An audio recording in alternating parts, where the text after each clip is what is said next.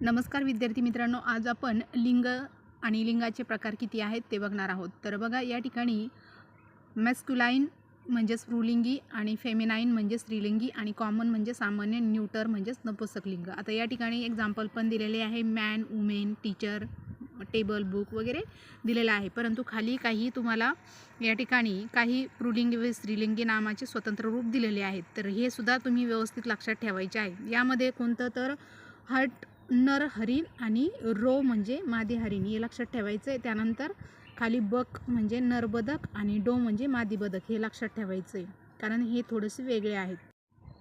आता या ठिकाणी काही पेन्सिलीने मी टिक मार्क केलेले आहे आणि ते स्त्रीलिंगी पुल्लिंगी जे आहेत ते तुम्ही व्यवस्थित वाचून लक्षात ठेवायचं आहे। तर बघा, या ठिकाणी बुलक दिलेला आहे आणि या ठिकाणी हिलिफर म्हणजेच गाय, तर हे पण लक्षात ठेवायचं आहे। त्यानंतर कझर म्हणजे रशियन राजा आणि कझरिनिया म्हणजेच रशियन राणी, मॉन्क म्हणजे मठाधिपत आणि नन म्हणजे मठाधिपती स्त्री, हे पण लक्षात ठेवायचं आहे। त्यानंतर मी जेवढं याला टिक मार्क करून ठेवलेले आहे हे व्यवस्थित राईट करायचं आहे आणि पेन्सिलनी व्यवस्थित पाठ करून ठेवायचं आहे, कारण याच्यावर एकतरी TETला टेटला एकतरी क्वेश्चन विचारला जातो, त्यासाठी हे सगळं व्यवस्थित